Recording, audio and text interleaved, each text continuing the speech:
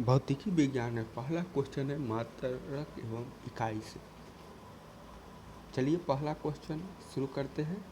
एंगस्टर इकाई है तो एंगस्टर इकाई है तरंगदैर्घ्य का, इसका आंसर ए हो जाएगा।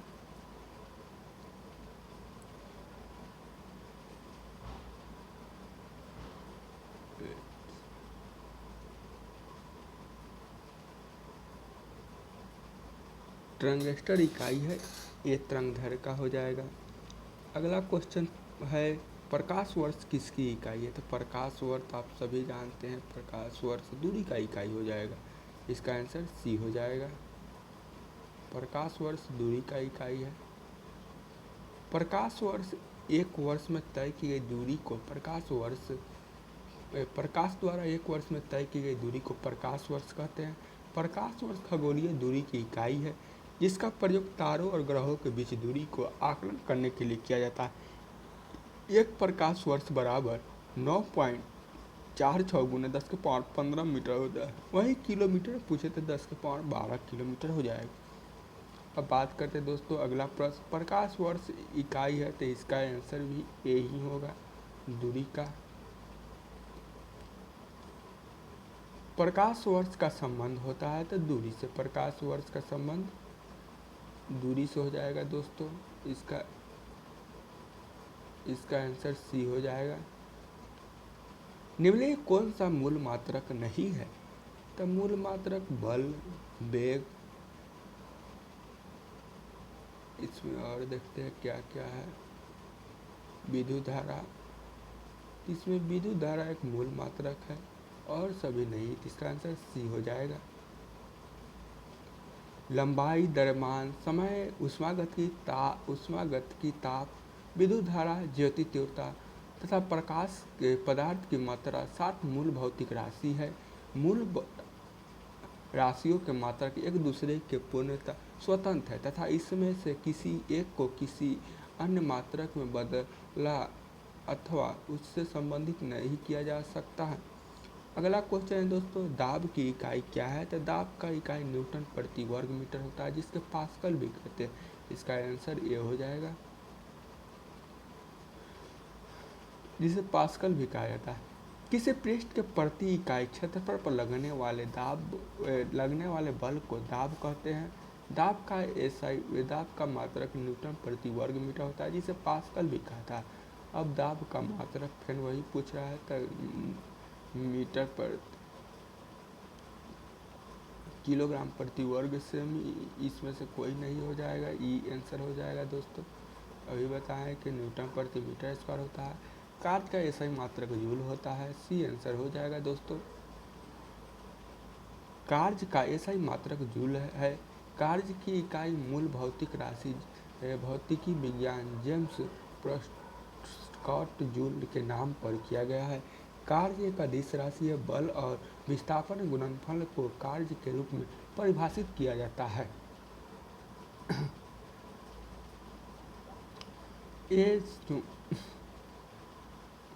ये 17वीं बीपीएससी में पूछा गया क्वेश्चन था जो लेटेस्ट है 2024 में।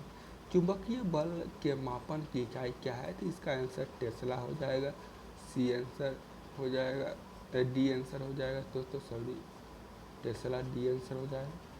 चुंबकीय क्षेत्र के मापन की ऐसा ही मात्रक टेस्ला है जिसे टी से प्रदर्शित किया जाता है। चुंबकीय बल चुंबकीय क्षेत्र के परस्पर क्रिया के कारण उत्पन्न होता है, जबकि चुंबकीय क्षेत्र किसी चुंबकीय अवयव के चारों ओर उपस्थित चुंबकीय बल के वितरण को प्रदर्शित करते हैं। दिए गए प्रश्न में अंग्रेजी संस्करण मैग्नेटिक फील्ड का उल्लेख किया गया था, जबकि इसमें हिंदी संस्करण चुंबकीय बल का उल्लेख है। यह प्रश्न उत्तर अंग्रेजी संस्करण के अनुसार है। अब बात करें हर्ट्ज में से क्या मापा जाता है, तो हर्ट्ज से आप सभी जानते हैं आवृत्ति मापा जाता है, ये आंसर हो जाएगा इसका। आवृत्ति का ऐसा ही मात्रक हर्ट्ज है, अर्थात हर्ट्ज में आवृत्ति के मापा जाता है। इसे सांकेत HZ द्वारा प्रदर्शित किया जाता है। एक सामान्य मनुष्य 20 हर्ट्ज से लेकर 20,000 हर्ट्ज तक की आवृत्ति ध्वनि को सुन सकने में सक्षम है। उससे नीचे की या उससे अधिक का मानव नहीं सुन सकता है। उससे नीचे विशेष जंतु ये सुनते हैं, उससे ऊपर का भी जंतु ही कोई कोई जंतु सुनते हैं। आवृत्ति का मापा जाता है, तो आवृत्ति को मापा जाता है हर्ट्ज से। इसका आंसर ए हो जाएगा दोस्तों।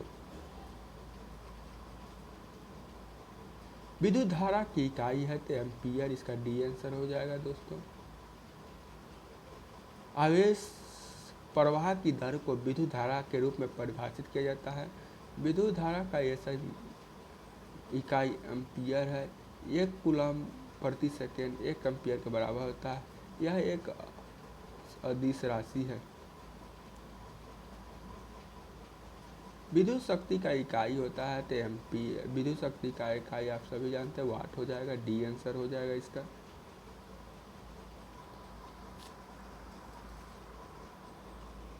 विद्युत शक्ति का ऐसा ही वाट हो जाता है दोस्तों।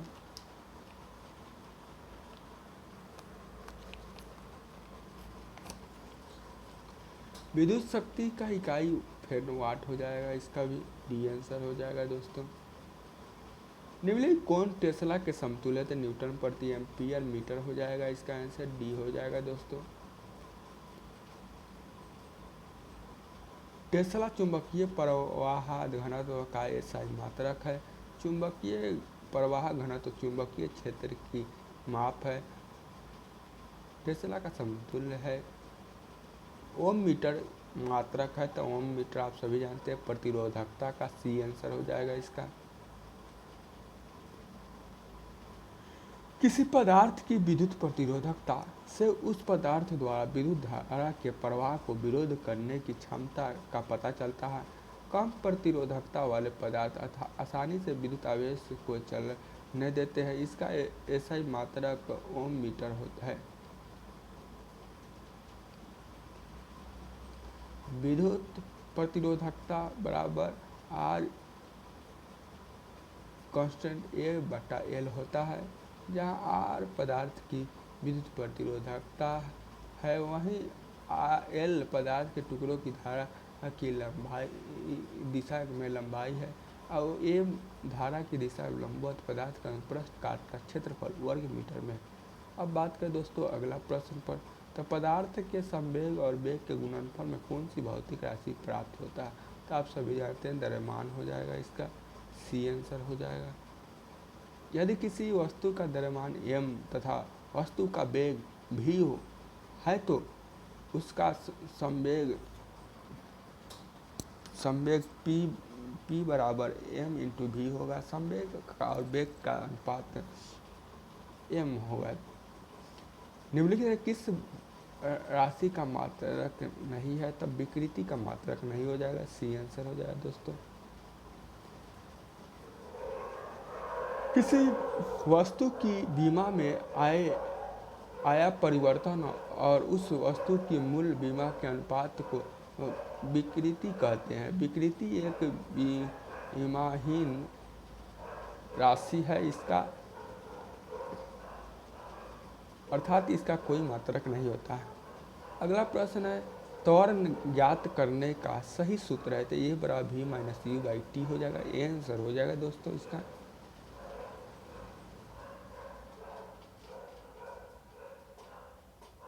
बल गुणनफल है, तो बल गुणनफल हो जाएगा द्रव्यमान और त्वरण का, इसका आंसर बी हो जाएगा दोस्तों। संवेग में परिवर्तन के दर को बल कहते हैं। यदि वस्तु का द्रव्यमान m है, वह प्रारंभिक वेग u वेग से गति करते हुए t सेकेंड के बाद v वेग प्राप्त करता है, तो संवेग परिवर्तन का दर त्वरण बराबर a v minus you by T हो जाएगा। अगला प्रश्न बात करते हैं दोस्तों, निम्नलिखित कौन सी राशि अदिश राशि है? तो अदिश राशि आप सभी जानते हैं बल सदिश है, वेग भी सदिश है, त्वरण भी सदिश, दाब एक अदिश राशि है जिसमें सिर्फ दिशा नहीं परिणाम होता है। वह राशियाँ जिसको व्यक्त करने के लिए दिशा और परिणाम दोनों की आवश्यकता होती है, उन्हें हम लोग सदिश राशि कहते हैं दोस्तों। अगला जैसे उदाहरण है बल, वेग, विस्थापन, त्वरण, संवेग आदि। वहीं बात करें जिन राशियों को व्यक्त करने के लिए केवल परिणाम की आवश्यकता होती है, दिशा की नहीं। उन्हें अदिश राशि कहते हैं। उदाहरण के लिए आयतन, दाब, चाल और दूरी। निम्नलिखित कौन सी राशि सदिश नहीं है? तो आप सभी जानते हैं कि सदिश नहीं होगा, आयतन हो जाएगा, इसका आंसर डी हो जाएगा। वहीं बात करें वेग, विस्थापन, बल, ये सभी सदिश राशि है, डी हो जाएगा आयतन। धारा घनत्व होता है तो एक सदिश राशि होता है, सी आंसर हो जाएगा दोस्तों। किसी एकांक अनुप्रस्थ परिच्छेद क्षेत्रफल में प्रवाही धारा को धारा घनत्व कहते हैं। यह सदिश राशि है तथा इसका दिशा धारा की दिशा होती है। इसका एसआई मात्रक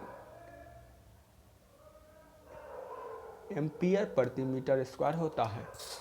अब बात करें दोस्तों अगला प्रश्न पर, तो निम्नलिखित कौन सी सदिश राशि नहीं है? तो अभी बताएं, गति हो जाएगा सदिश राशि, नहीं होगा, ये सब सदिश राशि है। वेग, विस्थापन, बल, आघूर्ण सभी सदिश राशि है, इसका आंसर ये हो जाएगा, गति नहीं है। अब बात करते हैं मात्रक तंत्र, मापक यंत्र एवं पैमाने पर क्या क्या क्वेश्चन पूछा है। यह 17वीं बीपीएससी में पूछा गया क्वेश्चन पहला है, किस मीटर का उपयोग वाहन द्वारा तय की गई दूरी को मापने के लिए किया जाता है? तो इसका आंसर आप सभी जानते हैं कि डी हो जाएगा, ऑडियोमीटर। वहीं स्पीडोमीटर होता है, जो स्पीड बताता है कितना किलोमीटर से चल रहा है गाड़ी, वो होता है। वहीं यह दूरी को बताता है ऑडियो और ऑडोमीटर, डी आंसर हो जाएगा। यह मीटर विद्युत धारा है, क्रोनोमीटर आप पदार्थ। क्रोनोमीटर का उपयोग समय को मापने के लिए किया जाता है। अब बात करें दोस्तों ऑडोमीटर का उपयोग वाहन द्वारा तय की गई दूरी को मापने के लिए किया जाता है। क्रोनोमीटर का उपयोग समय को मापने के लिए किया जाता है। स्पीडोमीटर का उपयोग गति को मापने के लिए किया जाता है। अमीटर का उपयोग विद्युत धारा को मापने के लिए किया जाता है। आर्द्रता किस उपकरण से नापी जाती है? तो हाइग्रोमीटर से, इसका आंसर बी हो जाएगा। हाइग्रोमीटर वायुमंडल की सापेक्ष आर्द्रता को मापने वाला यंत्र है। हाइग्रोमीटर में द्रव जल के तुलनात्मक घनत्व का मापन किया जाता है। सोनार तकनीक में उपयोग होता है, तो सोनार में ध्वनि तरंग होता है, इसका आंसर डी हो जाएगा, कोई नहीं। एक्सरे नहीं होता है, माइक्रोवेव, इंफ्रारेड, इस सब का उपयोग नहीं होता है, ध्वनि तरंग का उपयोग। Sonar sound navigation and ranging एक ऐसी तकनीक है जिसका उपयोग महासागरों के अन्वेषण तथा मानचित्रण के लिए किया जाता है। इस तकनीक में अल्ट्रासोनिक तरंगों का उपयोग किया जाता है। अल्ट्रासोनिक उच्च आवृत्ति वाले ध्वनि तरंगें होती है, इन तरंगों की आवृत्ति 20 किलोहर्ट्ज से अधिक होता है। इनमें कौन सा सही सुमेलन नहीं है? तो वोल्ट मीटर विभवांतर, एमीटर विद्युत धारा, पोटेंशियल मीटर विद्युत वाहक बल, गैलेनोमीटर विद्युत धारा नहीं हो जाएगा। ओम मीटर होता है विद्युत धारा का, इसका आंसर डी हो जाएगा। गैलेनोमीटर होता है लो विद्युत चालक नापने के लिए। गैलेनोमीटर का प्रयोग एक निम्न विद्युत धारा को डिटेक्ट करने के लिए हेतु उपयोग किया जाता है। विद्युत प्रतिरोध का मापन ओम मीटर द्वारा किया जाता है। वोल्ट मीटर में विभवांतर तथा एमीटर में विद्युत धारा का मापन किया जाता है। पोटेंशियोमीटर किसी सेल के विद्युत वाहक बल का प्रत्यक्ष मापन नहीं करता है, बल्कि मानक सेल में से तुलना करके उसकी सही विद्युत वाहक बल ज्ञात करता है।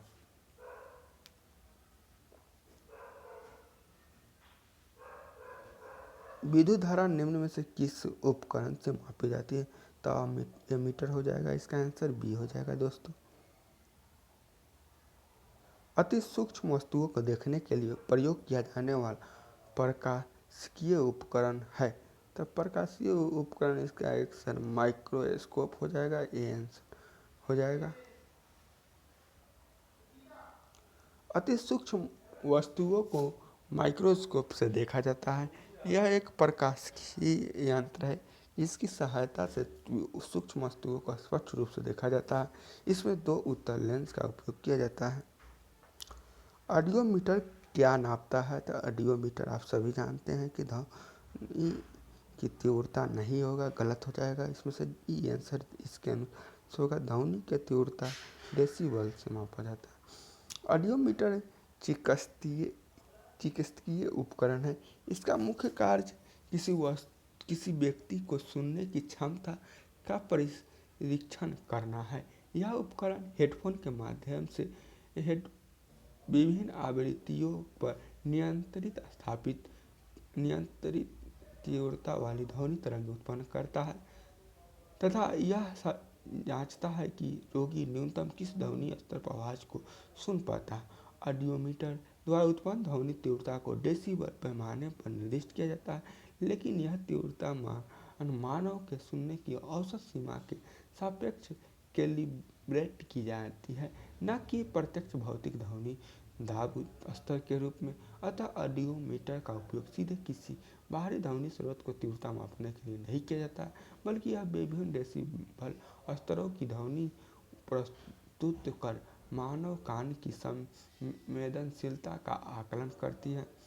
अगला प्रश्न है, घड़ी के समय नापा जाता है तो क्वार्टजाइट क्रिस्टल द्वारा। इसका आंसर ए हो जाएगा दोस्तों।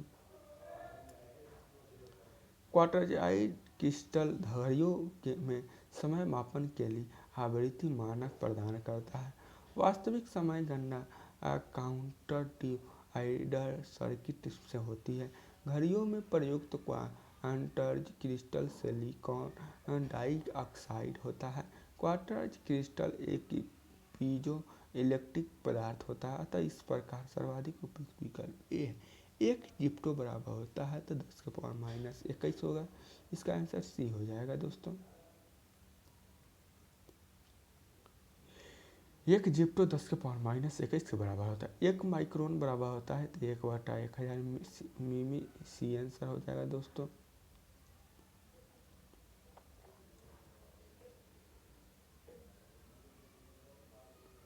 एक माइक्रोन 10⁻6 मीटर होता है। 10⁻6 मीटर गुने 10⁻3 मिमी तो 10⁻3 मिमी तो 1/1000 मिमी हो जाएगा दोस्तों। अगला क्वेश्चन है, 1 किमी दूरी का तात्पर्य है तो 1000 मीटर होता है। सी आंसर हो जाएगा। 1 किलोमीटर की दूरी 1000 मीटर बराबर होता है। वहीं 100 मीटर बराबर 1 हेक्टोमीटर होता है। वहीं 100 से 1000 सेमी बराबर 1 डेकोमीटर होता है। 1 सेमी बराबर आप सभी जानते हैं 100 सेमी बराबर 1 मीटर होता है। अगला प्रश्न है दोस्तों, 1 पिकोग्राम बराबर होता है तो 10⁻12 पिको पूछ रहा है तो 10⁻12 मीटर ग्राम हो जाएगा। इसका आंसर सी आंसर हो जाएगा। 1 पिकोग्राम बराबर 10⁻12 ग्राम के बराबर होता है। पेंडुलम घड़ी की समय अवधि होती है तो पेंडुलम घड़ी 2 सेकेंड का होता है, एक जाने में एक आने में। इसका आंसर बी हो जाएगा दोस्तों।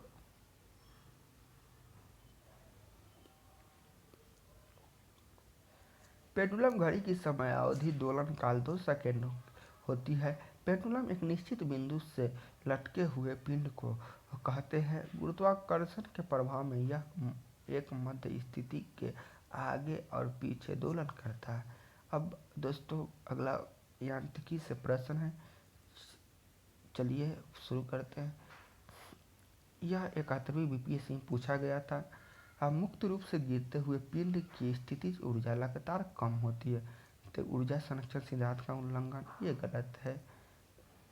इसका आंसर उपयुक्त बी है। आयोग द्वारा आंसर बी दिया गया था। ऊर्जा संरक्षण सिद्धांत का उल्लंघन होता है। इसका आंसर बी होगा, लेकिन घटना चक्र इसका डी भी उत्तर मानता है। वायु प्रतिरोधक की नगण्य मानते हुए मुक्त रूप से गिरते हुए पिंडों पर केवल गुरुत्वाकर्षण बल कार्य करता है। स्थितिज ऊर्जा का कम होना ऊर्जा संरक्षण सिद्धांत का उल्लंघन नहीं है, बल्कि ऊर्जा के एक रूप में स्थितिज से दूसरे रूप में गतिज में रूपांतरण का सामान्य उदाहरण। अतः विकल्प बी का कथन सही है। इसी प्रकार गुरुत्वाकर्षण बल एक संरक्षी बल है। जब पिंड गुरुत्वाकर्षण बल की दिशा में नीचे की ओर गति करता है तो उसका स्थितिज ऊर्जा को कम होना ठीक उसी प्रकार होता है जैसे गुरुत्व सिद्धांत में अपेक्षित है। इसमें गुरुत्वाकर्षण बल या उसके नियमों का कोई उल्लंघन नहीं होता, अतः विकल्प डी का कथन भी सही है। यह घटना न तो ऊर्जा संरक्षण सिद्धांत का उल्लंघन है न गुरुत्वाकर्षण बल के नियम का। बिहार लोक सेवा आयोग ने इस प्रश्न का उत्तर बी माना था। अब बात करें दोस्तों अगला प्रश्न, निम्नलिखित कौन सा न्यूटन गति के तीसरे नियम का उपयोग करता है? तो इसका आंसर अंतरिक्ष रॉकेट तिरंगा दोनों हो जाएगा। ए बी डी आंसर हो जाएगा उपयुक्त में से एक से अधिक। न्यूटन के गति का तीसरा नियम कहता है कि प्रत्येक क्रिया के लिए एक समान और विपरीत प्रतिक्रिया होती है। इस प्रकार तिरंगा अजी तथा अंतरिक्ष रॉकेट दोनों में न्यूटन गति के तीसरे नियम का उपयोग होता है। अब बात करें दोस्तों अगला प्रश्न पर, तो गति को सर्वप्रथम किसने परिभाषित किया था? तो गैलीलियो ने परिभाषित किया था। इसका आंसर ये हो जाएगा।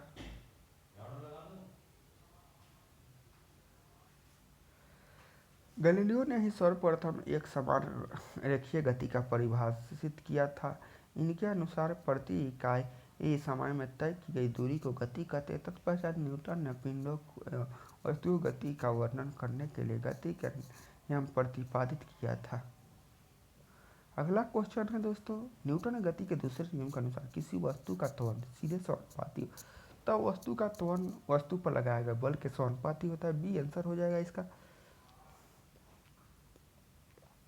न्यूटन के गति के दूसरे नियम के अनुसार किसी वस्तु का त्वरण वस्तु पर लगाने वाले बल के सीधा अनुपाती होता है। न्यूटन के द्वितीय नियम के अनुसार किसी वस्तु का त्वरण वस्तु पर आरोपित तुल्य बल तथा वस्तु के द्रव्यमान पर निर्भर F बराबर m इंटू ए होता है। बात करें वॉशिंग मशीन का कार्य सिद्धांत है तो इसका अपकेंद्रीय हो जाएगा। सी आंसर हो जाएगा दोस्तों। वॉशिंग मशीन अपकेंद्रण के सिद्धांत पर कार्य करती है। यह प्रतिक्रिया बल जो परिणाम में अभिकेंद्रीय बल के बराबर होता है, परंतु इसकी दिशा अभिकेंद्रीय बल के विपरीत होती है, अपकेंद्रीय बल कहलाता है। कपड़ा साफ करने की वॉशिंग मशीन, दूध से मक्खन निकालने का मशीन आदि अपकेंद्रीय बल के सिद्धांत पर कार्य करती है। अब बात करें दोस्तों अगला प्रश्न, किसी वस्तु को स्थिर वेग पर बनाए रखने के लिए आवश्यक बल है, तो इसका आंसर आप सभी जानते हैं शुद्ध बल हो जाएगा। ए आंसर हो जाएगा दोस्तों। किसी वस्तु को स्थिर वेग पर बनाए रखने के लिए आवश्यक बल शुद्ध बल है।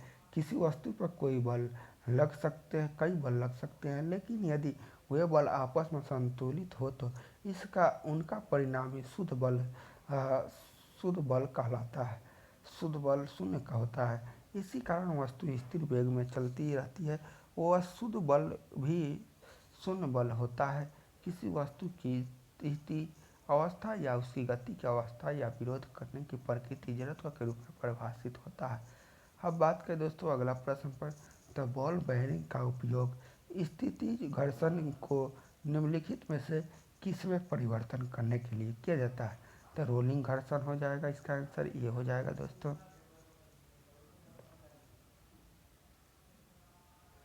बॉल बेयरिंग का उपयोग स्थितिज घर्षण को रोलिंग घर्षण के परिवर्तन करने के लिए किया जाता है। जब कोई वृत्ताकार वस्तु बॉल बेयरिंग गेंद किसी सतह पर लुढ़कती है तो गति का विरोध करने वाला बल रोलिंग बल कहलाता है। फुटबॉल के खेल में एक गोलकीपर फुटबॉल को गोल में पकड़ने के बाद अपने हाथों को पीछे की ओर खींचता है। यह गोलकीपर को किस प्रकार सक्षम बनाता है? तो इसका आंसर होता है संवेग परिवर्तन दर को कम करने में। ये आंसर हो जाएगा दोस्तों। अपने हाथ को पीछे की ओर खींचकर गोलकीपर गेंद को पकड़ने का समय बढ़ा देता है। समय बढ़ाकर वह उस गेंद पर लगने वाले बल को कम कर देता है। केंद्राभिमुखी बल किसके लिए जिम्मेदार है? तो केंद्राभिमुखी वस्तु के वृत्ताकार पथ पर गति के लिए इसका आंसर बी हो जाएगा दोस्तों। एक समान वृत्तीय गति में गति स्थिर होती है, लेकिन दिशा बदलती है। दिशा वेग बदलने के लिए जिस बल की आवश्यकता होती है उसे अभिकेंद्र बल कहते हैं। उदाहरण के लिए यदि कोई डोरी से बंधे हुए पत्थर का कोई व्यक्ति घुमाता है तो वह अभिकेंद्रीय बल कार्य करता है। निम्नलिखित ऊर्जा परिवर्तन में बल घर्षण बल शामिल होता है।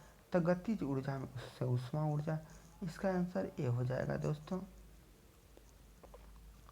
ए हो जाएगा गतिज ऊर्जा से ऊष्मा ऊर्जा।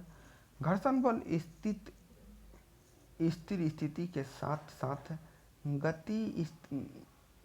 गतिमान स्थिति में भी लागू होता है।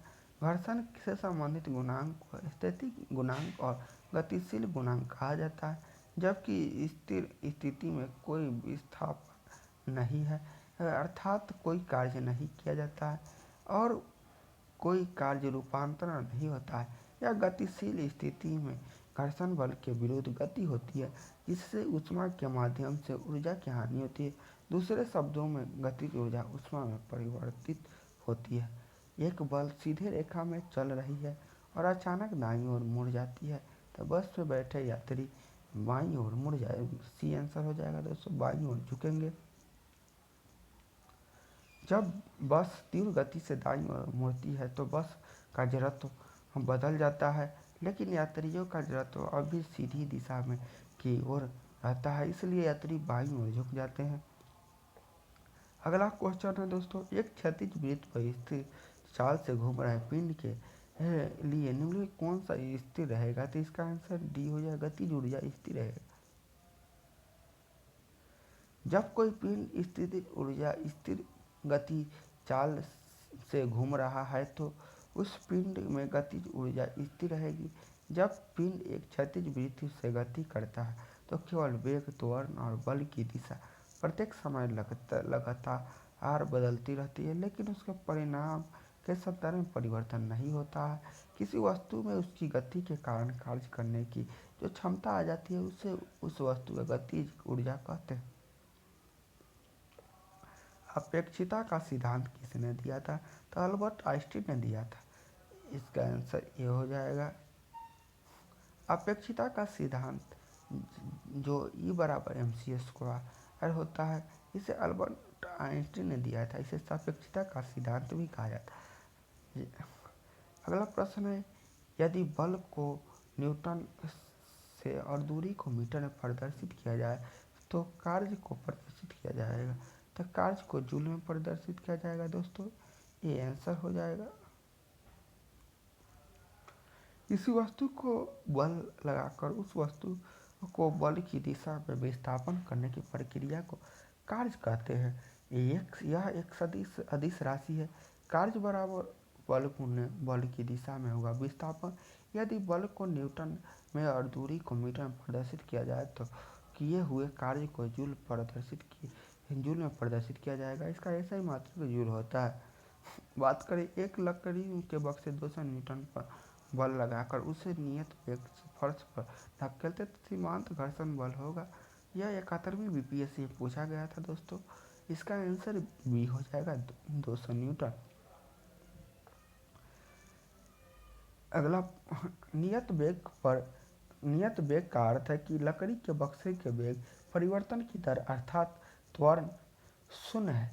न्यूटन के गति विषयक नियम के अनुसार यदि किसी वस्तु का त्वरण 0 है तो उस पर लगने वाला परिणामी बल भी 0 होता है।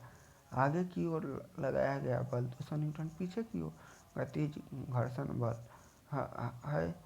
क्योंकि परिणामी बल 0 है अतः गतिज घर्षण बल 200 न्यूटन इसलिए 200 होगा। इसलिए इस स्थिति में बक्से के पीछे की ओर लगने वाला बल गतिज घर्षण सीमांत घर्षण बल 200 न्यूटन होगा है, जो लगाए गए बल के बराबर और विपरीत दिशा में होता है। अगला प्रश्न है दोस्तों, बल की एक जोड़ी बैलों की एक जोड़ी खेत जोतते समय हल पर 140 न्यूटन का बल लगती है। जोता गया खेत 15 मीटर लंबा है, तो खेत की लंबाई क्या होगा? तो इसका आंसर 2100 जूल हो जाएगा दोस्तों। सी आंसर हो जाएगा, क्योंकि कार्य बराबर होता है बल गुने लंबाई, बल गुने एस होता है। तो बात करें दोस्तों भौतिकी में किसी स्थिर बल द्वारा किया गया कार्य उस प्रकार दिया जाता है जब बल और विस्थापन एक ही दिशा हो। डब्ल्यू बराबर होता है एफ गुने एस। एफ लगाया गया बल न्यूटन में, वहीं एस विस्थापन दूरी मीटर में होता है। वहीं बात करें डब्ल्यू किसी का किया गया कार्य जूल में होता है। तो प्रश्न में एफ बराबर 140 जूल न्यूटन दिया है, वहीं खेत की लंबाई विस्थापन 15 मीटर दिया, तथा बल जो कार्य होगा 140 गुना 15 2100 जूल हो जाएगा। अगला प्रश्न है दोस्तों, यदि कार का द्रव्यमान 1500 किलोग्राम है तो कार्य का वेग 30 किलोमीटर घंटा किलोमीटर प्रति घंटा से 60 किलोमीटर प्रति घंटा तक बढ़ने के लिए क्या कार्य करना होगा? तो इसका आंसर बी हो जाएगा दोस्तों। दिया गया है कि कार्य का द्रव्यमान 1500, कार्य का प्रारंभिक वेग 30 किलोमीटर प्रति घंटा। तो आप निकाल सकते हैं, या सब देख के आप देख सकते हैं सही से किस प्रकार निकाला गया।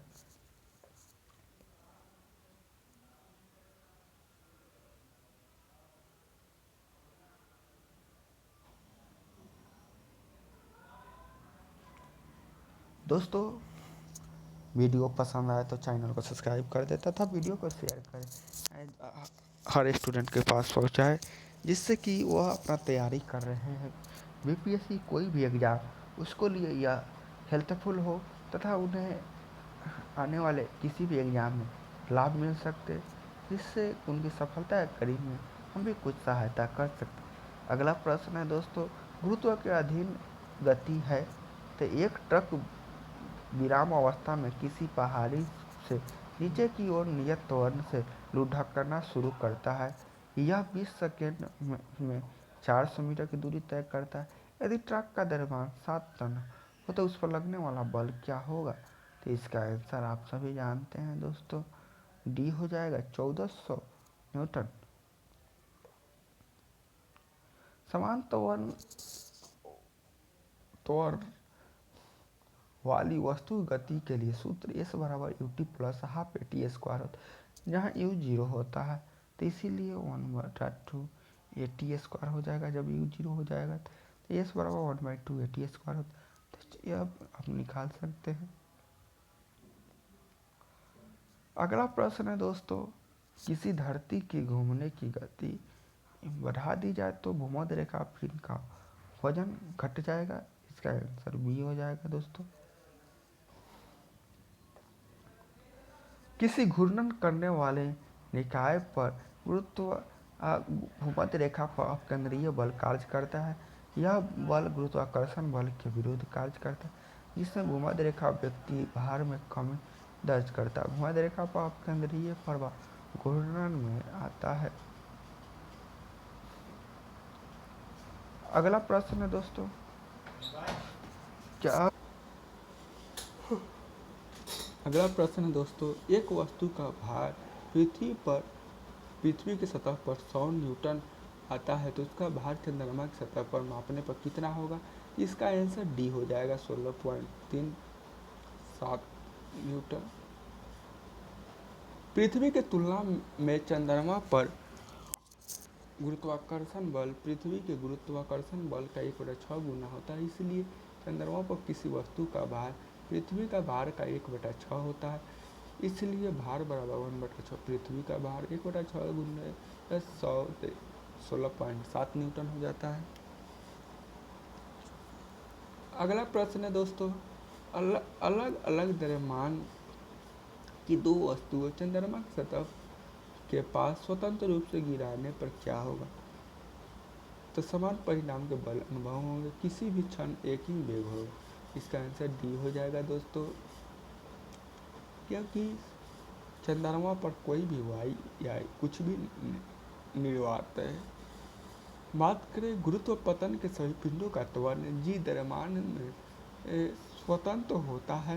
वेग v का संबंध v बराबर u प्लस gt से है, इसलिए वेग केवल g पर नहीं बल्कि आंशिक वेग और समय t पर भी निर्भर करता है। अतः यदि दो वस्तुओं को एक ही स्थान पर y प्रतिरोधक नगण्य मानकर समान आरंभिक अवस्था जैसे u बराबर 0 से एक साथ जोड़ा जाए तो किसी भी क्षण उसका वेग समान होगा। आप एक लिफ्ट में खड़े हैं, लिफ्ट के फर्श पर आपको भार द्वारा लगा बल होगा, तो लिफ्ट के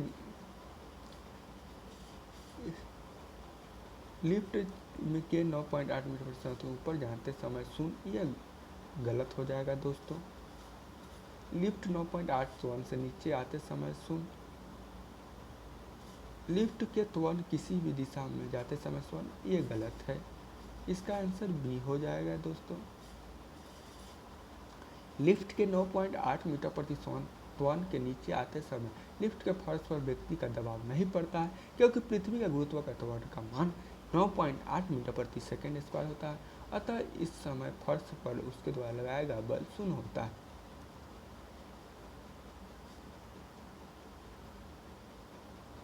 अगला प्रश्न है दोस्तों, पृथ्वी की सतह पर गुरुत्वाकर्षण के कारण त्वरण लगभग है, तो 9.8 मीटर प्रति सेकंड स्क्वायर सी आंसर हो जाएगा दोस्तों।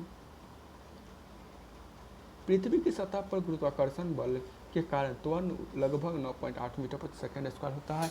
इसे जी से प्रदर्शित किया जाता है। गुरुत्वाकर्षण के कारण त्वरण एक दिशा का एक सदिश राशि का उदाहरण है।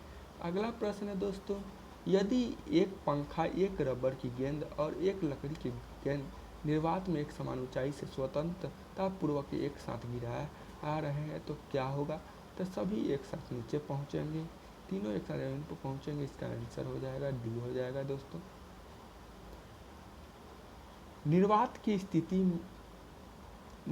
की स्थिति में वस्तु प्रतिरोध शून्य होने के कारण पंखा, रबर की गेंद और लकड़ी का गेंद एक समान ऊंचाई से स्वतंत्रतापूर्वक एक साथ गिरते जाने पर तीनों एक साथ जमीन पर पहुंचेंगे, क्योंकि उनका अंतिम वेग v बराबर √2gh है। इनके द्रव्यमान में स्वतंत्र होता है। चंद्रमा की सतह पर कोई वातावरण नहीं है, क्योंकि वहाँ पृथ्वी के नज़दीक गैस अणुओं के पलायन वेग उसके वेग के मूल वर्ग से कम है। इसका आंसर बी सही हो जाएगा।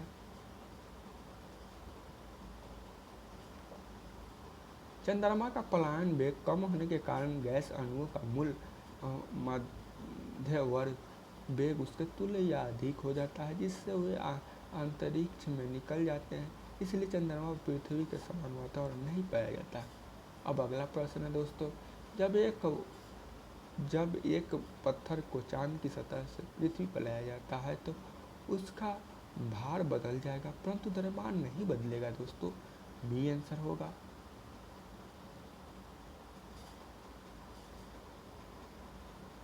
जब किसी पत्थर को चांद की सतह से पृथ्वी पर लाया जाता है तो उसका द्रव्यमान स्थिर रहता है, लेकिन भार अधिक हो जाता है, क्योंकि पृथ्वी पर चंद्रमा की अपेक्षा गुरुत्वीय त्वरण अधिक होता है। अगला प्रश्न है दोस्तों, यदि दो वस्तुओं के बीच की दूरी दुगुनी कर दी जाए तो उसके बीच गुरुत्वाकर्षण बल क्या होगा? तो इसका आंसर आप सभी जानते हैं, एक आधा हो जाएगा, एक चौथाई हो जाएगा, एक चरगुना हो जाए। तो दो वस्तुओं के बीच की दूरी दुगुनी कर दी जाए तो उसका गुरुत्वाकर्षण बल भी एक चौथाई हो जाएगा। बी आंसर हो जाएगा दोस्तों। गुरुत्वाकर्षण का नियम व्युत्क्रम वर्ग के नियम के अनुपालन करता है। गुरुत्वाकर्षण बल दो वस्तुओं के एक क्रम से द्रव्यमान तथा द्रव्यमान m1 m2 के अनुपाती तथा उसके मध्य दूरी के व्युत्क्रमानुपाती होता है। F बराबर g m1 इंटू m2 बराबर बटा r स्क्वायर होता है। F व्युत्क्रमानुपाती 1/r² होता है। अगला बात करें दोस्तों, स्थूल पदार्थों के गुण से प्रश्न है। तो जब दिन में पानी पर साबुन की फिल्म दिखाई देती है तो यह सुंदर रंग दिखाई देता है। इसका घटना है तो प्रकाश का व्यक्तीकरण। इसका आंसर डी हो जाएगा दोस्तों।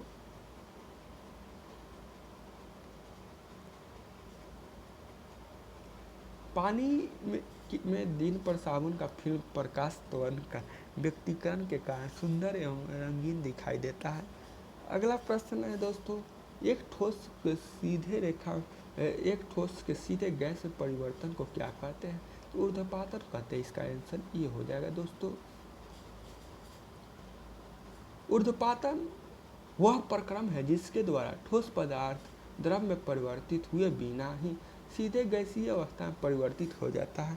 वही गैसीय अवस्था से सीधे ठोस अवस्था में परिवर्तन निक्षेपण कहलाता है, जिसे सर्दियों में जलवाष्प गैस में सीधे बर्फ में बदल जाता है, ठोस में बदल जाता है।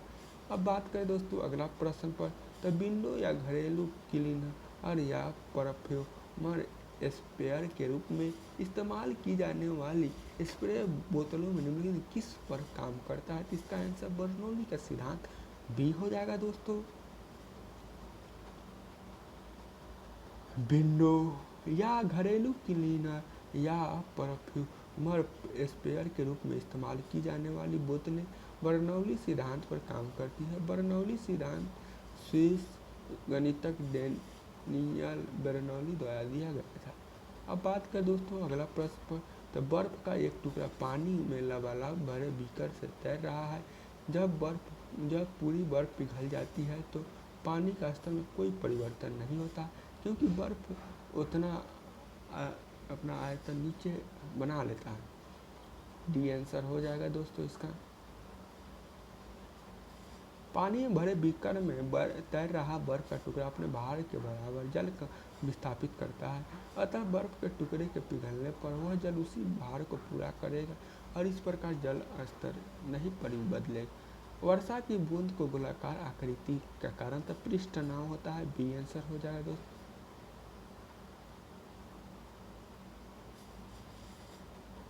वर्षा की बूंद गोलाकार आकृति के कारण पृष्ठ तनाव होता है। पृष्ठ तनाव आणविक आकर्षण का परिणाम है। वर्षा की बूंद पिघली धातु की बूंद आदि गोलीय होती है, क्योंकि इनकी सतह सिकुड़ कर न्यूनतम क्षेत्रफल की होना चाहती है और एक निश्चित आयतन के लिए गोलीय आकृति का निश्चित सतह का क्षेत्रफल न्यूनतम होता है।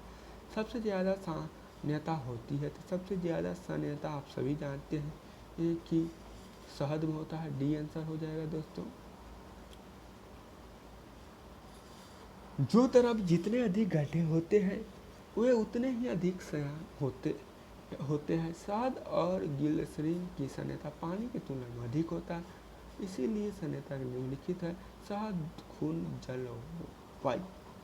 प्रेशर कुकर में खाना जल्दी पक जाता है, क्योंकि उच्च दाब के कारण पानी निम्न तापक्रम पर उबलने लगता है। उच्च दाब के कारण पानी उच्च तापक्रम पर उबलने लगता है। बी आंसर हो जाएगा दोस्तों। कम दाब पर पानी कम तापक्रम पर उबलने लगता है, ये गलत है। इसका आंसर बी हो जाएगा दोस्तों। उच्च दाब पर पानी उच्च तापक्रम पर उबलने लगता है। प्रेशर कुकर में खाना जल्दी पक जाता है, क्योंकि उच्च दाब के कारण उसमें पानी उच्च तापमान पर उबलने लगता है। खुले बर्तन में जहाँ पानी 100 डिग्री सेल्सियस पर उबलता है, वहीं प्रेशर कुकर में पानी के पर उबलने का तापमान लगभग 120 डिग्री सेल्सियस तक हो जाता है। अगला प्रश्न है दोस्तों, प्रकाश परावर्तन तथा अपवर्तन से है। दोस्तों चैनल को सब्सक्राइब कर दे तथा वीडियो को शेयर करना न भूलें एवं लाइक कर दे, जिससे कि हमारा मोटिवेशन बना रहे। अगला प्रश्न है दोस्तों, जिस स्पेक्ट्रम के तरंगदैर्घ्य की सीमा होती है, तो इसका आंसर सभी जानते हैं 3900 से 7600 एंगस्ट्रम। ए आंसर हो, बी आंसर हो जाए दोस्तों। दृश्य प्रकाश के संबंध में कोई निश्चित सीमा रेखा निर्धारित करना कठिन है। यह व्यक्ति की उम्र, आंखों की क्षमता, प्रकाश स्रोत की दूरी, तीव्रता आदि बातों पर निर्भर करता है। सामान्य तौर पर इसकी सीमा 320 नैनोमीटर से 860 नैनोमीटर एंगस्ट्रम में, यह मान 3200 एंगस्ट्रम से लेकर 8600 एंगस्ट्रम तक मानी जाती है। अमेरिकी अंतरिक्ष एजेंसी ने इसकी सीमा 380 से 700 नैनोमीटर तक बताया है। एनसीईआरटी की पुस्तक इसकी सीमा 400 से लेकर 700 नैनोमीटर लिखी गई है। अतः परीक्षा पास भी निकटतम उत्तर का चयन कर सकते हैं। अगला प्रश्न है दोस्तों, सौर विकिरण निम्नलिखित किस परासर में दिखाई देते हैं? तो इसका आंसर अभी बताएं, बी हो जाएगा 400 से 700 नैनोमीटर। दो कैंडेला का एक समदिग्ध स्रोत जितना प्रकाश फ्लक्स पैदा करता है वह होता है 8 पाई लुमेन। सी आंसर हो जाएगा इसका आंसर। ज्योति फ्लक्स का ऐसा ही मात्रक लुमेन होता है जिसका ज्योति फ्लक्स एफ को प्रदर्शित यह बराबर 4 पाई एल होता है। 4 पाई गुने 2 8 पाई लुमेन होता है। इस प्रकार दो कैंडेला का एक स्रोत जितना प्रकाश फ्लक्स पैदा करता है वह 8 पाई लुमेन। सही कथन चुनिए। लाल प्रकाश का तरंग दैर्घ्य बैंगनी प्रकाश से कम होता है। ये स्पष्टतः गलत है, ये गलत है दोस्तों। अगला है लाल प्रकाश का तरंग दैर्घ्य बैंगनी प्रकाश से ज़्यादा होता है, ये सही है, बी आंसर हो जाएगा दोस्तों। बैंगनी रंग का तरंग दैर्घ्य सबसे कम और आवृत्ति सबसे अधिक होती है, जबकि लाल रंग का तरंग दैर्घ्य सबसे अधिक तथा आवृत्ति न्यूनतम होती है। अब बात करें दोस्तों, प्रकाश की गति निम्नलिखित किस माध्यम में न्यूनतम होती है? इसका आप सभी जानते हैं कि न्यूनतम होगा कांच में। सी ए आंसर हो जाएगा दोस्तों।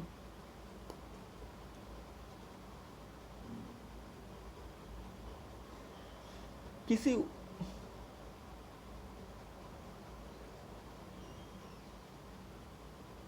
वस्तु या पदार्थ का अपवर्तनांक ज़्यादा होता है, इसमें प्रकाश की गति न्यूनतम होती है।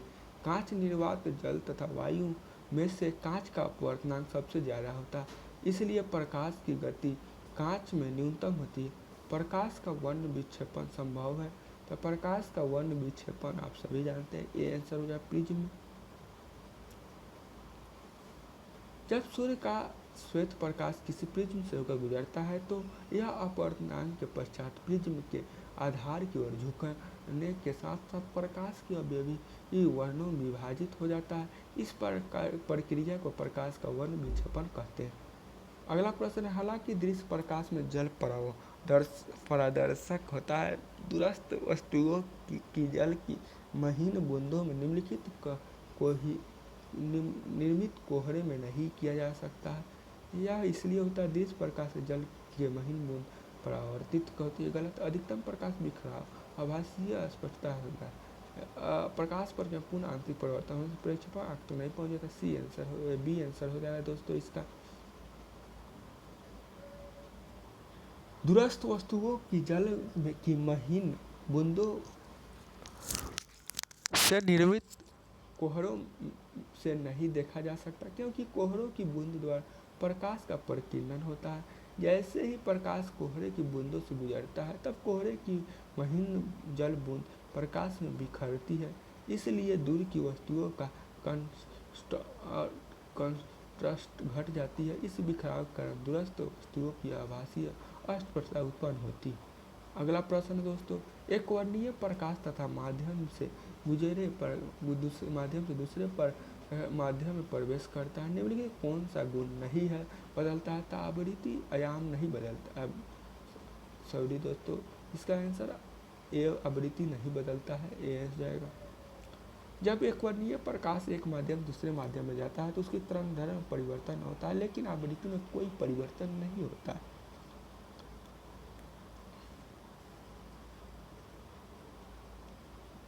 अगला प्रश्न है दोस्तों, प्रकाश के 7 रंग होते हैं, रंगों को अलग करने की क्या क्या तरीका है? तो एक प्रिज्म से रंग अलग अलग किया जाता है, इसका आंसर ए हो जाएगा। आपतित श्वेत प्रकाश प्रिज्म द्वारा रंगीन पट्टियों से में विभक्त हो जाता है, जो 7 रंग बैंगनी, जामुनी, नीला, हरा, पीला, नारंगी तथा लाल में होता है। श्वेत प्रकाश को नली में कैसे उत्पन्न किया जाता है? तंतु को गर्म करके। इसका आंसर आप सभी जानते हैं, ए बी हो जाएगा। श्वेत प्रकाश प्रतिदीप्तिशील ट्यूब में निम्न दाब पर पारे के वाष्प उत्पन्न होता है। ट्यूब के सिरों पर तंतुओं में विद्युत प्रवाह करने पर पारा वाष्प अदृश्य पराबैंगनी किरणें उत्सर्जित करती है। यह पराबैंगनी किरणें नलिका की आंतरिक सतह पर लेपित प्रतिदीप्तिशील पदार्थ फास्फोरस लेप की तरह सतह पर मिलकर दृश्य प्रकाश उत्सर्जित करती है। अगला प्रश्न है, ट्यूबलाइट में प्रकाश किस पर निर्भर होता है? तो ट्यूब में ठोस धातु पर, बी आंसर हो जाएगा दोस्तों। ट्यूबलाइट में कांच की नली में के दोनों सिरों पर ट्यूबलाइट धातु तंतु होते हैं तथा इसमें इसमें अल्प दाब पर पारे के वाष्प भरी होती है। ट्यूबलाइट को स्विच ऑन करने पर टंगस्टन तंतु में इलेक्ट्रॉन उत्सर्जित होते हैं तथा पारे की वाष्प में अणुओं की आयनित कर देते हैं, जिससे दीप्त विसर्जन होता है। इनमें से कुछ प्रकाश तरंगें की तरंगदैर्घ्य अल्प होती है, जिन्हें हम देख नहीं पाते हैं। अतः इन अदृश्य प्रकाश तरंगों को दृश्य प्रकाश तरंग में परिवर्तित करने के लिए नली के भीतर की सतह पर प्रतिदीप्त पदार्थ का लेप कर दिया जाता है।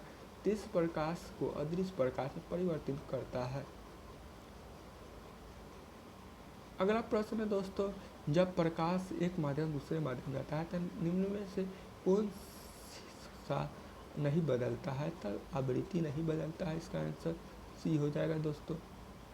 जब कोई प्रकाश तरंग वायु से कांच या एक माध्यम से दूसरे माध्यम में जाता है तो प्रकाश की आवृत्ति नहीं बदलती है, वही रहती है, लेकिन उसका तरंगदैर्घ्य तथा वेग बदल जाता है।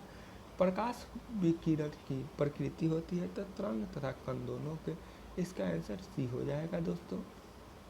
प्रकाश विकिरण की प्रकृति तरंग तथा एवं कण दोनों के समान होती है, अर्थात प्रकाश विकिरण में तरंग और कण दोनों के गुण पाए जाते हैं।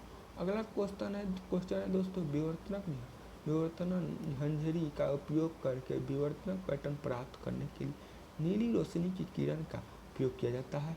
यदि नीली रोशनी के स्थान पर पीली रोशनी का प्रयोग किया जाता है तो इसका आंसर क्या होगा? तो विवर्तन परिवर्तन परीक्षण संग्रहण होता है।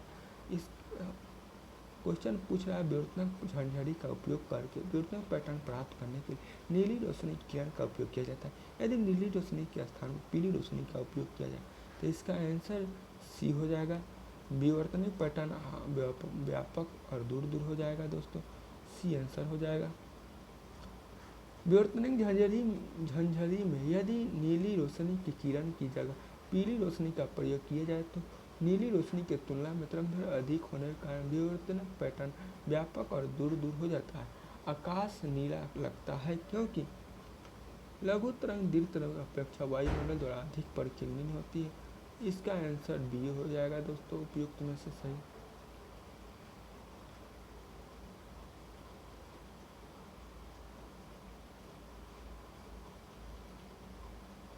आकाश नीला दिखाई देता है क्योंकि सूर्य के श्वेत प्रकाश का वायुमंडल में रिले परिकीर्णन होता है।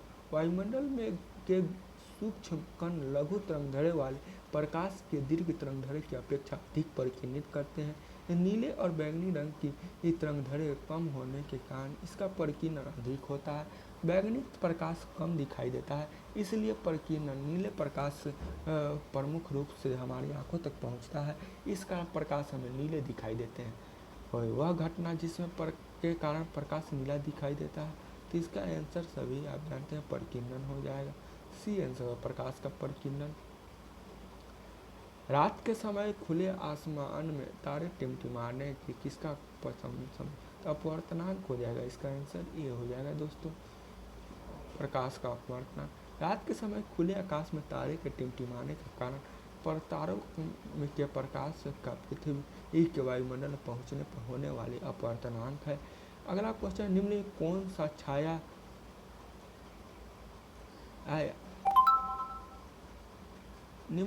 सा छाया की उत्पत्ति के लिए जिम्मेदार है? तो इसका आंसर आप सभी जानते हैं, प्रकाश के रेखीय प्रसार, बी आंसर हो जाएगा दोस्तों।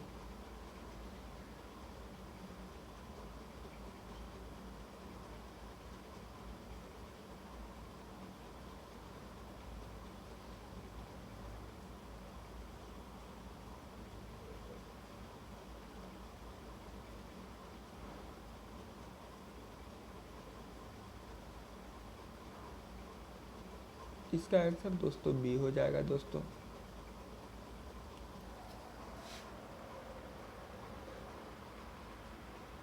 इसका आंसर दोस्तों बी हो जाए, प्रकाश के रेखीय प्रसार।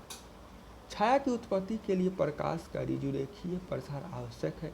छाया का निर्माण तब होता है जब किसी वस्तु के द्वारा प्रकाश के किसी हिस्से का भाग पर अवरुद्ध कर दिया जाता है। अगला प्रश्न है दोस्तों, 20 सेमी फोकस दूरी के एक उत्तल लेंस की सतह पर सफ़ेद गोरे का प्रतिबिंब बनने के किसी वस्तु का बड़ी संख्या में काले रंग को पतली पट्टी बनाई जाती है। यह प्रतिबिंब कैसा हो? कम चमकदार वाला घोरा रंग, ये आंसर हो जाएगा दोस्तों।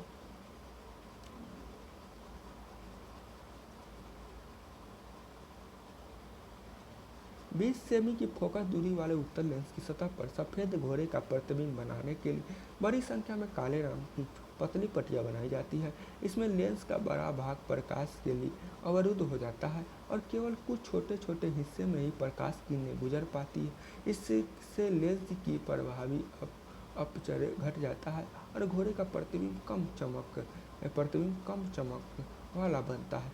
बात करें दोस्तों अगला प्रश्न पर, एक उत्तल लेंस की फोकस दूरी FL 10 सेमी है तो पानी में डूबने पर वह कार्य करेगा तो F ग्रेटर देन 10 सेमी, इसका आंसर सी हो जाएगा दोस्तों।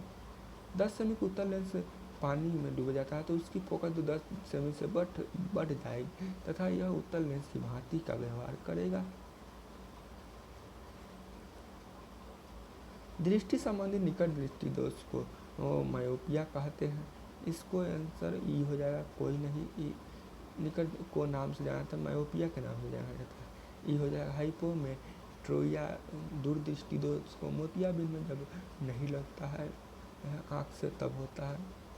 ग्लूकोमा आँख से संबंधित एक बीमारी है।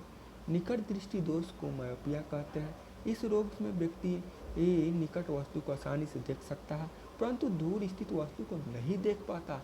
यह समस्या नेत्र लेंस की फोकस दूरी घट जाने से लेंस की लंबाई बढ़ने तथा लेंस की दृष्टि क्षमता के कारण होती है। इसका निवारण के लिए उचित फोकस दूरी का अवतल लेंस का उपयोग किया जाता है। मायोपिया वह बीमारी है जिसमें व्यक्ति देख नहीं पाता है तो पास की दूर की वस्तु स्पष्ट नहीं देख पाता है। इसका आंसर ये हो जाएगा दोस्तों, निकट की वस्तु देख पाता है। निकट दृष्टि दोष किसके प्रयोग में उपचारित किया जाता है तो अवतल लेंस, इसका आंसर भी हो जाएगा। एक ट्रिक है दोस्तों जिसका शब्द जैसे निकट 3 अंक का है तो अवतल, जो ज़्यादा अंक का है उसका ज़्यादा लेंस लगता है, दूर 2 अंक का है तो उसका उत्तल हो जाएगा। बात करें दोस्तों अगला प्रश्न पर, तो दृष्टि दोष जिसमें व्यक्ति दूर की वस्तुओं को स्पष्ट नहीं देख पाता है लेकिन पास की वस्तुओं को स्पष्ट देख पाता है, वह दृष्टि दोष क्या कहलाता है तो इसका आंसर यह हो जाएगा निकट दृष्टि दोष। अवतल दर्पण द्वारा बनाया गया प्रतिबिंब वास्तविक उल्टा और वस्तु के आकार के बराबर होता है। वस्तु की स्थिति कैसी होनी चाहिए तो इसका आंसर वक्रता केंद्र पर, इसका आंसर सी और ये दोनों सेम दिया है। किसी वस्तु की स्थिति वक्रता केंद्र पर हो तो अवतल दर्पण पर बनाया गया प्रतिबिंब वास्तविक उल्टा तथा वस्तु के आकार के बराबर होता है। विदित हो कि यदि गोलीय दर्पण का परावर्तन उत्तल पृष्ठ पर हो तो अवतल दर्पण कहलाते हैं। अगला प्रश्न है दोस्तों, एक टेलीस्कोप में अभिदृश्य लेंस का व्यास बढ़ता है तो टेलीस्कोप विवरण क्षमता अभी बढ़ता है, इसका आंसर सी हो जाएगा दोस्तों। दोनों समानुपाती होते हैं, सी आंसर हो जाएगा। जब एक टेलीस्कोप में अभिदृश्य लेंस का व्यास बढ़ता है तो टेलीस्कोप में विभेदन क्षमता का मान बढ़ता है क्योंकि विभेदन क्षमता अभिदृश्य लेंस के व्यास के अनुक्रमानुपाती होता है। विभेदन क्षमता एक अदृश्य लेंस है कि जो निकटवर्ती वस्तुओं के बीच अंतर करने की क्षमता है। यदि किसी लेंस ऐनक के लेंस की शक्ति 2 डायोप्टर हो तो उसकी फोकस दूरी होगा 50 सेमी, इसका आंसर सी हो जाएगा दोस्तों। लेंस की क्षमता ऐसा मात्रा की मीटर इनवर्स या डायोप्टर है। ऐसी स्थिति जिसे प्रति एक डी द्वारा दर्शाया जाता है। यदि फोकस एफ की मीटर में व्यक्त करें तो एक डायोप्टर 1/10 एम इन्वर्स होता है। इस प्रकार उस लेंस की क्षमता को 1 डायोप्टर कहते हैं जिसका फोकस दूरी 1 mm है। अभिसारी लेंस की क्षमता धनात्मक तथा अपसारी लेंस की क्षमता ऋणात्मक होता है। फोकस दूरी बराबर 1 लेंस की क्षमता 1/2 0.5 मीटर या 50 सेमी हो जाएगा। अब बात करें दोस्तों अगला प्रश्न पर, तब सौर भट्टी में प्रयुक्त होता है। तो सौर भट्टी में अवतल दर्पण प्रयोग होता है। इसका आंसर बी हो जाएगा दोस्तों। सौर भट्टी एक संरचनात्मक उपकरण है जिसका उपयोग उच्च तापमान के उत्पादन हेतु किया जाता है। इसमें अवतल दर्पण का उपयोग किया जाता है। अवतल दर्पण की फोकस दूरी होती है तो अनंत होता है। डी आंसर हो जाएगा दोस्तों। किसी दर्पण की फोकस दूरी उस दर्पण के ध्रुव और मुख्य फोकस के बीच की दूरी होती है। समतल दर्पण को गोलीय दर्पण के रूप में माना जाता है। यह दर्पण की सतह का वक्रता त्रिज्या अनंत हो जाता है। ऐसे में F बराबर R/2 होता है, अर्थात समतल दर्पण फोकस दूरी अनंत माना जाता है। इसका प्रकाशीय शक्ति शून्य होता है। नाई की दुकान में दो समतल दर्पण एक दूसरे के समानांतर रख। समतल दर्पण एक तरफ रजत धातु की चमकीली परत वाली कांच की पतली चपटी और चिकनी शीट होती है। समतल दर्पण द्वारा बने प्रतिबिंब की प्रकृति आभासी एवं सीधी होती है। इसमें प्रतिबिंब का आकार वस्तु के आकार के बराबर होता है। समतल दर्पण पर बना वस्तु का प्रतिबिंब दर्पण के पीछे उतनी ही दूरी पर बनता है जितनी दूरी पर वस्तु दर्पण के सामने रखी होती है। नाई की दुकान में अवतल दर्पण का प्रयोग किया जाता है जो एक दूसरे के समानांतर रखे जाते हैं। बड़े शोरूम में डिपार्टमेंट स्टोर में इस्तेमाल किया जाने वाला विजिलेंस दर्पण है। तो विजिलेंस दर्पण आप सभी जानते हैं उत्तल दर्पण हो जाएगा। बी आंसर हो जाएगा इसका। और उत्तल दर्पण एक ऐसी गोलीय दर्पण होता है जिसे प्रकाश के परावर्तन उत्तल सतह पर होता है। उत्तल दर्पण का उपयोग पीछे से आ रहे यातायात को देखने के लिए साधनों में पश्च दृष्टि दर्पण के रूप में किया जाता है। इसका उपयोग बड़े शोरूमों और डिपार्टमेंटल स्टोर में विजिलेंस दर्पण के रूप में किया जाता है। अगला प्रश्न है, पढ़ने में काम आने वाला ग्लास लेंस किस प्रकार का होता है। तो इसका आंसर बी हो जाएगा, उत्तल लेंस होता है।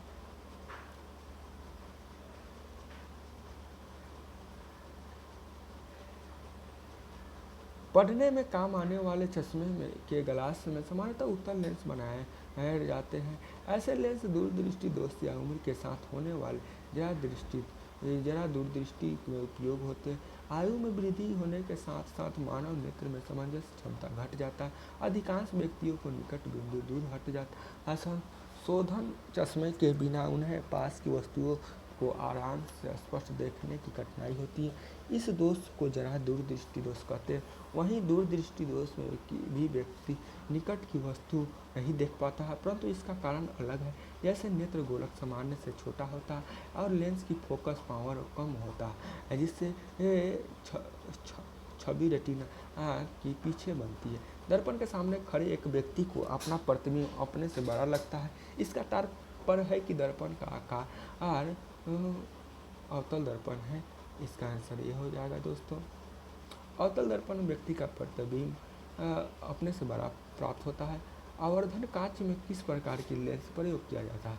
तो आवर्धन कांच में आप सभी जानते हैं कि उत्तल लेंस हो जाएगा। सी आंसर हो जाएगा दोस्तों। आवर्धन कांच में उत्तल लेंस का प्रयोग किया जाता है दोस्तों। उत्तल लेंस की प्रकृति आभासी होती है।